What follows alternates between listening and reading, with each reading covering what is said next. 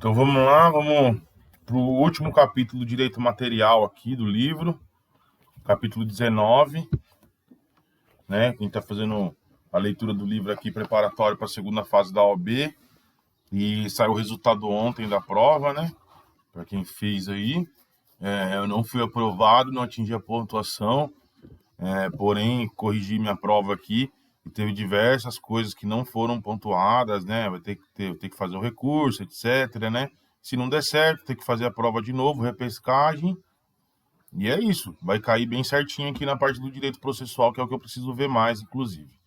Então, o próximo vídeo já vai ser sobre o direito processual. E vamos finalizar o último tópico aqui, a leitura do último tópico do direito material, que é do conflito aparente de normas, capítulo 19. Então, lá vamos nós, hein? Introdução. O conflito aparente de normas se revela quando se tem a percepção da incidência, em tese, de duas ou mais normas em vigor sobre determinado fato. Neste caso, surge o que se denomina conflito aparente de normas penais, também chamado concurso aparente de normas. Concurso aparente de normas coexistentes, concurso ideal impróprio e concurso impróprio de normas. Há um fato em tese punível, mas que sobre ele pode incidir aparentemente duas ou mais normas penais. Todavia, tendo em vista ser vedado a incidência de mais de uma norma penal sobre fato único, apenas uma das normas possíveis deverá ser aplicada ao caso concreto. Assim, no conflito aparente de normas, há a presença dos seguintes elementos. 1. Unidade do fato, há somente uma infração penal. 2. Pluralidade de normas, duas ou mais normas pretendendo regulá-lo. 3. Todas as normas em vigor com a incidência de apenas uma delas sobre o fato. Imaginemos o caso de uma mãe matar sob influência do estado puerperal o próprio filho, logo após o parto. Há um único fato sobre o qual, aparentemente, pode incidir o crime de homicídio previsto no artigo 121 do Código Penal ou infanticídio previsto no artigo 123 do Código Penal. Eis o conflito de normas estabelecido, já que apenas uma delas deverá incidir sobre o fato. A solução do conflito aparente de normas ganha especial importância, sobretudo para evitar o bis in idem, já que não se admite no nosso ordenamento jurídico dupla punição pelo mesmo fato, ou seja, não se mostra possível punir a mãe pelo crime de homicídio e de infanticídio, devendo, no caso, incidir apenas uma dessas normas. Conflito aparente de normas versus concurso de crimes. A diferença. No conflito aparente de normas, há um único fato retratado por uma única conduta, devendo sobre ela incidir apenas uma das normas vigentes. No concurso de crimes, há pluralidade de condutas, ensejando a incidência de dois ou mais fatos delituosos.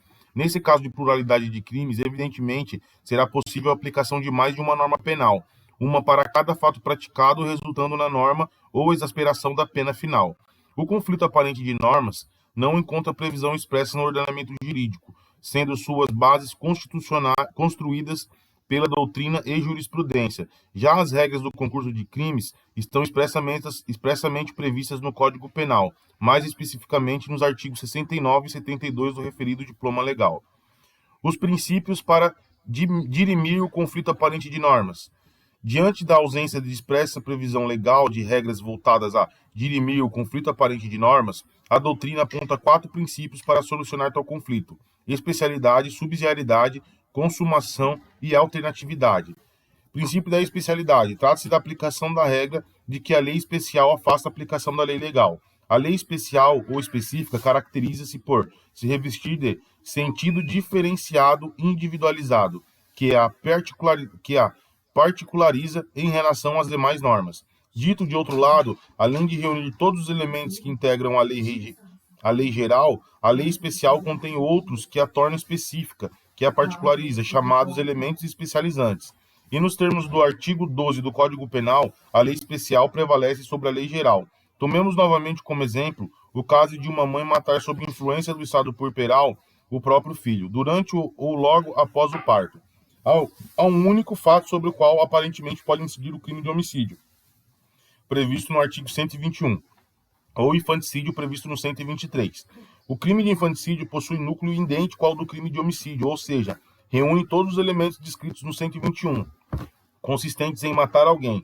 Todavia, além dos elementos da norma geral previsto no 121 do Código Penal, o 123 contém elementos que especializa e o diferencia do crime de homicídio, quais sejam autora do fato ser a própria genitora da vítima, vítima nascente ou neonato, crime praticado sob influência do estado puerperal.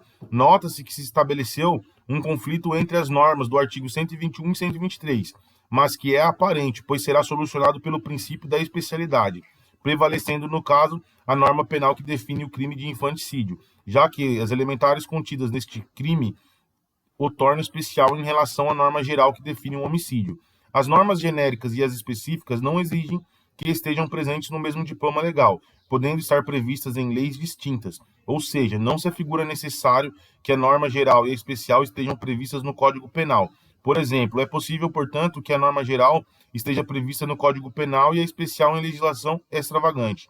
É o que ocorre, por exemplo, entre os crimes de contrabando, previsto no artigo 334-A do Código Penal, e o crime de tráfico de drogas, previsto no artigo 33 caput da Lei 11.343 de 2006.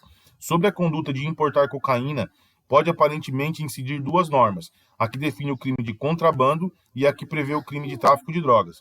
Todavia, esse conflito é resolvido pelo princípio da especialidade. O artigo 33 caput da Lei 11.343 de 2006 reúne todos os elementos contidos no tipo penal que descreve o crime de contrabando, acrescido de elementares que o especializa, qual seja importar droga, prevalecendo assim sobre a norma geral. Convém destacar que a gravidade de um crime em relação ao outro não é determinante para se definir qual a norma especial. De fato, a comparação entre as leis não leva em conta a gravidade dos crimes, mas o critério especializante. Mediante o confronto dos elementos que integram a definição abstrata das normas penais, a comparação não recai sobre o fato, mas entre as normas penais que aparentemente podem incidir sobre o delito praticado. Assim, deve-se buscar adequar o fato praticado às normas possíveis. Se, além de se enquadrar na norma geral, o fato praticado apresentar algum elemento que o especialize, que o destaque, que o especifique em relação à conduta descrita na norma geral, prevalecerá a incidência da lei especial. Em outras palavras, se além de abrigar todos os elementos da lei geral, conter ainda elementos que a especifiquem a lei especial, prevalecerá sobre a geral. Princípio da subsidiariedade. Para a melhor compreensão do princípio da subsidiariedade, convém primeiro estabelecer distinção entre a norma primária e a norma subsidiária.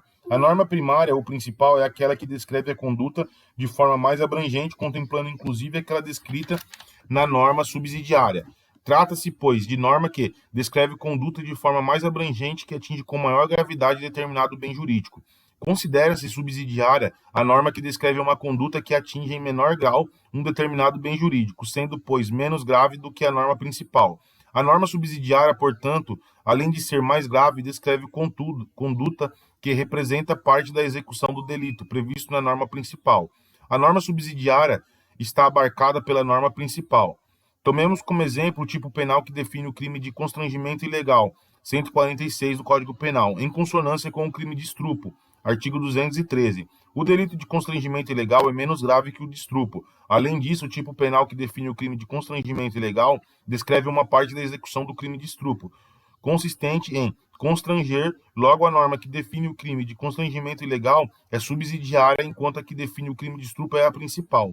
Nota-se que, ao contrário do que ocorre no princípio da especialidade, a comparação não é meramente entre as normas, uma mais especial do que a outra, mas em relação ao fato, ou seja, para a aplicação do princípio da subsidiariedade, é imprescindível a análise do caso concreto, sendo suficiente a mera comparação abstrata dos tipos penais, devendo ser verificada, por exemplo, a intenção do agente, os meios empregados para a prática do crime, além de outras circunstâncias que envolvem o contexto fático, a fim de ser verificada a extensão da gravidade do delito praticado. Isso porque a norma principal ou primária absorve a norma subsidiária, que incidirá somente na impossibilidade de aplicação da norma principal mais grave. Primeiro, verifica-se considerando as circunstâncias do caso concreto. Se não incide a norma primária, se a conduta não se enquadrar perfeitamente no tipo penal mais grave, passa-se então a cogitar da incidência da norma subsidiária. É como, perdoe-nos a analogia, se o jogador titular do grande Grêmio imortal não puder entrar em campo, jogará o reserva. A subsidiariedade pode ser expressa ou tácita. Subsidiariedade expressa. A subsidiariedade expressa se caracteriza por estar formalmente declarada na norma. A própria norma penal prevê expressamente que será aplicável somente quando outra norma de maior gravidade não incidir. Em outras palavras, a própria lei faz expressa ressalva ao seu caráter de subsidiariedade, admitindo incidir somente se o fato praticado não caracterizar crime mais grave. O crime de expor a vida ou a saúde de outrem a perigo direto e iminente constitui exemplo de subsidiariedade expressa, porquanto o próprio artigo 132 do Código Penal prevê que incidirá a pena de detenção de 3 meses a 1 ano pela prática de tal delito. Se o fato não constitui crime mais grave, assim, se não restar caracterizado a prática, por exemplo, de tentativa de homicídio, norma primária poderá, conforme o caso, incidir o delito previsto no artigo 132 do Código Penal, norma subsidiária. O crime de lesão corporal seguido de morte também se reveste de caráter de subsidiariedade, uma vez que, como expressamente consta no artigo 129, parágrafo 3º do Código Penal, somente incidirá se as circunstâncias evidenciam que o agente não quis o resultado, nem assumiu o risco de produzi-lo. Logo, se não restar demonstrado que o agente quis a morte da vítima ou assumiu o risco de causá-la, o que ensejaria a aplicação do artigo 121, norma primária, incidirá o crime previsto no artigo 129, parágrafo 3º do Código Penal, norma subsidiária. A norma subsidiária que define o crime de subtração de incapaz, previsto no artigo 249 do Código Penal, somente incidirá se o fato não constitui elemento de outro crime. Assim, se, por exemplo, o agente subtraiu, sequestrou o menor de 18 anos como condição ou preço de resgate, incorrerá no crime de extorsão mediante sequestro, previsto no artigo 159 do Código Penal, norma principal. O crime de importunação sexual, previsto no artigo 215-A do Código Penal, incluído pela Lei 13.718 de 2018, incidirá se o fato não constitui crime mais grave, conforme expressamente prevê o referido dispositivo legal. Logo, o delito de importunação sexual somente incidirá se a conduta do agente não caracterizar crime mais grave, como, por exemplo, estupro, do artigo 213 do Código Penal, ou estupro de vulnerável, do artigo 217-A do Código Penal. Assim como já decidiu o STJ, a conduta do agente que surpreendeu a vítima puxando-a pelo braço para fazê-la tocar em seu órgão genital, não obtendo êxito porque a vítima conseguiu dele se desvencilhar, enquadra-se no artigo 213, conexo com o artigo 14, inciso 2, ambos do Código Penal, já que se trata de fato mais grave do que aquele previsto no artigo 215-A do Código Penal. Poderia-se cogitar da incidência do artigo 215-A do Código Penal, norma subsidiária, se a ação atentatória contra o pudor praticada com propósito lascivo contra a vítima tivesse ocorrido sem violência ou grave ameaça. Subsidiariedade tácita. A subsidiariedade tácita ou implícita ocorre quando a norma penal não ressalva de modo expresso a sua incidência na hipótese de outra norma de maior gravidade punitiva não ser aplicável ao caso concreto.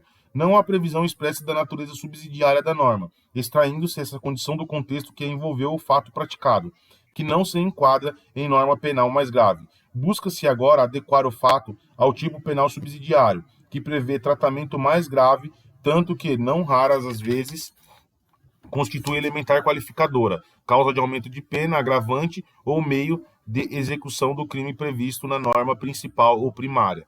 O crime de constrangimento ilegal do artigo 146 do Código Penal é tacitamente subsidiário em relação ao crime de estupro 213 do Código Penal. Assim, se no caso concreto não restar caracterizado que o constrangimento praticado mediante violência ou grave ameaça tinha por finalidade a prática de conjunção carnal ou qualquer ato libidinoso possível incidir o crime de constrangimento ilegal. Logo, a conduta do agente que aponta uma arma em direção à vítima maior de idade, determinando que fique nua, sem o dolo lascivo, mas tão somente para constrangê-la, não se enquadra no crime de estupro, porque não foi compelida a praticar ou permitir que com ela se praticasse ato sexual. Todavia, porque a vítima foi constrangida a fazer algo contra sua vontade, incide a norma subsidiária prevista no artigo 146 do Código Penal. Princípio da consumação ou da absorção. Introdução.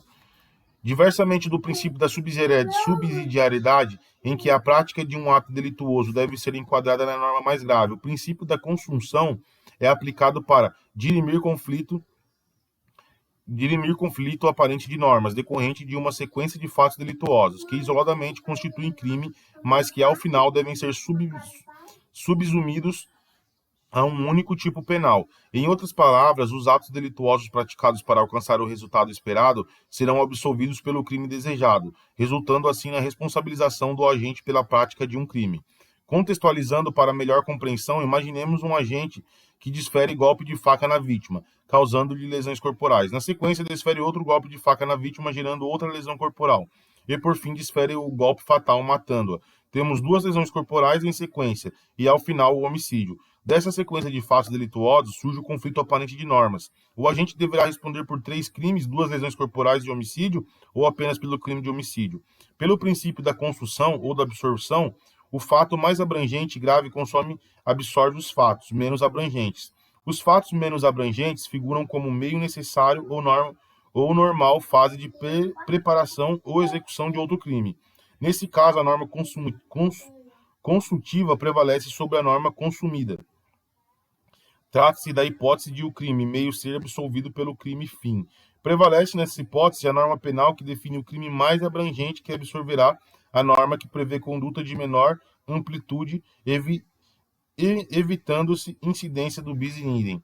A aplicação do princípio da consunção se justifica porque o bem jurídico protegido pela norma menos abrangente já está tutelado pela norma mais abrangente. Além disso, a violação da norma menos abrangente constitui meio necessário para atingir o bem jurídico tutelado pela norma mais abrangente. Assim, considerando o exemplo acima, a integridade corporal, bem jurídico tutelado pelo artigo 129 do Código Penal, também está protegido pela norma mais abrangente prevista no 121 do Código Penal. E ainda como a ofensa à integridade corporal constitui meio necessário para alcançar o crime de homicídio, as lesões corporais previamente praticadas serão absorvidas pelo crime de homicídio em síntese. O agente responderá unicamente pelo crime de homicídio do artigo 121. Hipóteses de incidência do princípio da consunção. O princípio da consunção pode ser aplicado em 4 situações distintas: crime progressivo, progressão criminosa, crime complexo e fatos impuníveis. Crime progressivo. No crime progressivo, o agente desejando desde o início produzir um resultado mais grave, pratica previamente sucessão de fatos que isoladamente constituem crime, até alcançar o resultado final, almejado. Ou seja, para alcançar o resultado pretendido, o agente pratica atos antecedentes de menor gravidade, sem os quais não seria possível atingir a consumação do delito desejado. O ato final, ensejador do resultado inicialmente pretendido, absorve todos os anteriores. Trata-se da hipótese dos denominados crimes de passagem. No crime progressivo, há, portanto, unidade de elemento subjetivo, sendo a conduta composta de vários atos praticados progressivamente até produzir o resultado desejado.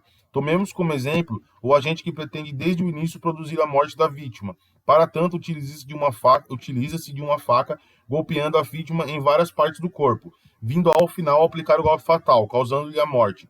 Há um único elemento subjetivo, sendo a conduta composta por vários atos praticados de forma progressiva até atingir o resultado mais grave. Surge assim o conflito aparente de normas. O agente responderá pelos delitos de lesão corporal 129 e homicídio 121, ou apenas pelo crime de homicídio 121. Nesse caso, aplicando-se o princípio da consunção, o agente responderá apenas pelo crime de homicídio 121, pois várias lesões corporais produzidas pelos golpes de faca constituem meio necessário para a execução do delito pretendido, sendo, por isso, absorvidas pelo crime de homicídio. Convém ressaltar que o princípio da consunção somente poderá ser adotado se evidenciado relação de dependência ou de subordinação entre condutas, bem como que os delitos sequenciais foram praticados no mesmo contexto fático. Essa premissa é fundamental para a verificação da incidência do princípio da consunção em relação aos crimes do porte ilegal de arma e homicídio, bem como o crime de porte ilegal de arma de fogo e roubo majorado pelo emprego de arma de fogo. E nesse aspecto, o STJ sedimentou entendimento no sentido de que a absorção do crime de porte ilegal de arma de fogo pelo de homicídio exige que as condutas tenham sido praticadas no mesmo contexto, guardando relação de dependência ou subordinação, de modo que o porte tenha como fim unicamente a prática do delito de homicídio. Assim se restar demonstrado que o agente portava a arma em ocasião distinta da prática do crime de homicídio, não será aplicado o princípio da consunção, diante da incidência de crimes autônomos e independentes entre si. Logo, nesse caso, o agente responderá pelo delito previsto na Lei nº 10.826 de 2003, e crime de homicídio em concurso material de crimes.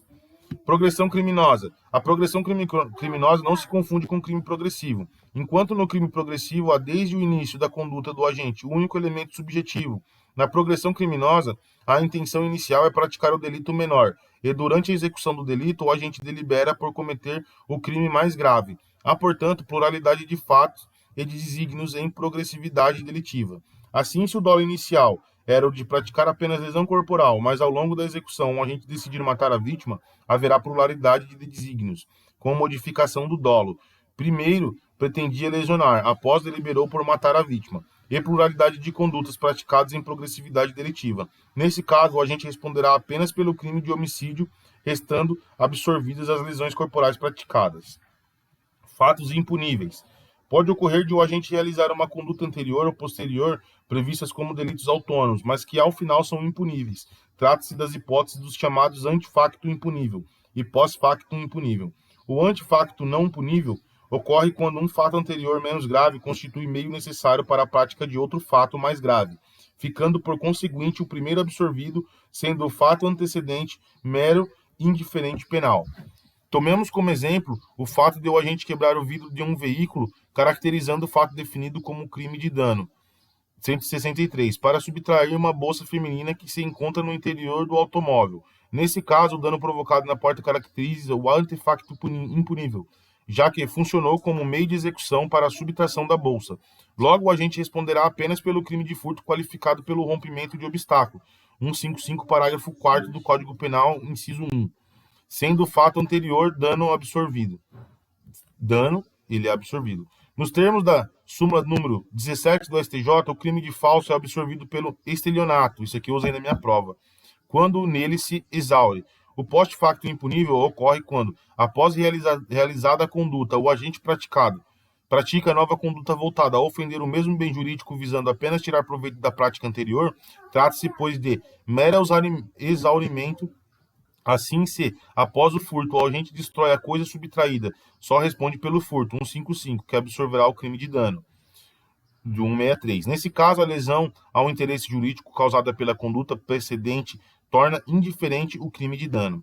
Adotando esse fundamento, o STJ já decidiu no sentido de que o uso de documento falsificado, 304, deve ser absorvido pela falsificação do documento público ou privado, quando praticado pelo mesmo agente caracterizando o delito de pós-factum não punível, ou seja, mero usarimento do crime de falso, não respondendo o falsário pelos dois crimes em concurso material. Isso aqui caiu na última prova, o exame 36º aí, da segunda fase. Acho que foi na primeira questão. Princípio da alternatividade. O princípio da alternatividade se aplica nos crimes de ação múltipla ou de conteúdo variado, no qual o tipo penal descreve duas ou mais condutas como verbos nucleares do tipo. Nesse caso, o tipo penal descreve várias condutas que, se praticadas pelo agente de forma sucessiva, configura fato único. Se o agente adquirir, guardar, vender determinada droga, praticando assim 3 das condutas previstas no artigo 33 da Lei 11.343 de 2006, deverá ser imputado a ele a prática de um crime de tráfico de drogas, não incidindo no caso concurso de 3 infrações. Então, é isso aí. Vamos dar uma resumida final aqui. Em resumo, qual é o conceito? É o conflito que estabelece entre duas ou mais normas aparentemente aplicáveis ao mesmo fato. É aparente porque apenas uma delas acaba sendo aplicada à hipótese. Conflito aparente de normas, os princípios utilizados para a solução dos conflitos aparentes de normas. Subsidiariedade. Uma norma é subsidiária a outra, quando a conduta nela prevista integra o tipo da principal, significando que a lei principal afasta a aplicação da lei secundária. Pode ser expressa, a própria lei incide ser a norma subsidiária, exemplo, do artigo 132. Pode ser tácita, exemplo, o crime de constrangimento ilegal é tacitamente subsidiário em relação ao crime de estupro. Especialidade. A norma especial afasta a aplicação da lei geral. Exemplo, uma mãe matar sob influência do estado puerperal, que foi o que a gente falou. A consumação. O fato mais abrangente e grave absorve o fato menos abrangente e grave que figura como meio necessário ou normal fase de preparação ou execução de outro crime, que é o caso do estelionato. Alternatividade. Nos crimes de ação múltipla, se o agente praticar mais de uma ação descrita no tipo misto, o mesmo contexto fático responde por crime único. Então é isso. Finalizamos aí a parte de direito material, graças a Deus. E é isso. Agora, ó o livro que a gente tá lendo, tá? E vamos, a partir da próximo vídeo aí, vai ser direito processual. E como eu falei, né, eu fiz a prova aí, 36º exame, segunda fase, não passei, não atingi a pontuação aí necessária. Porém, pessoal, se alguém estiver assistindo aí também, alguém vê esse vídeo aqui até o final, o que acontece? Dá uma conferida na sua prova aí, meu, vê certinho, porque verificando a minha prova, os examinadores deixaram de dar 2 pontos. 2, não foi meio ponto, nem 0,10, 0,15. Foi 2 pontos que eu fiquei sem. Então é de extrema importância você dar uma conferida aí, não falar assim, foda-se, vou fazer outra prova, não faz isso. Olha lá, entra com recurso, porque pode ser que você ainda tenha a chance de ser aprovado até o dia 26, beleza? E é isso que eu vou fazer. Me dado esses 2 pontos aí, nem preciso desses 2 pontos, preciso de um. E eu passo, daí eu tô aprovado. E é interessante você verificar por quê. Porque teve situações lá na minha prova que foi respondido na integralidade da resposta e foi zerado o ponto, entendeu? Então é muito estranho, né? Não sei nem explicar por que acontece isso, mas faz os seus recursos aí, dá uma olhada, confere. Se não, mesmo assim, continua a estudar o livro. Se for para repescagem, continua estudando. Se você for fazer agora a segunda fase, 37º, lê aqui o livro, estuda, faz o curso, beleza? Marca certinho, marca o vadimeco, vai ficar como um aviso aqui, ó. Compra as etiquetas, ó. Eu comprei as etiquetas, o meu não veio, não sei lá, um erro na entrega lá, não veio minhas etiquetas. Me atrapalhou um pouco, porque eu fiquei uma questão sem responder, uma questão que era fácil, depois eu vi que valia 0,55, uma das alternativas, então já ia me faltar pouquíssimo ponto. Marca certinho aqui dentro, não tem problema você usar o marca-texto. O meu eu fui fazer a prova sem nada, sem nenhuma marcação de nada, entendeu? Atrapalhou um pouco? Atrapalhou, porque eu poderia identificar pelas cores aqui, pelo marca-texto, né? Eu acho que facilitaria um pouco, porque na hora você fica meio para lá e para cá, bem para lá e para cá, você fica meio perdido. Mas é isso, não vacila não, porque senão toma na bunda, hein? Então, vamos fazer as coisas certas aí.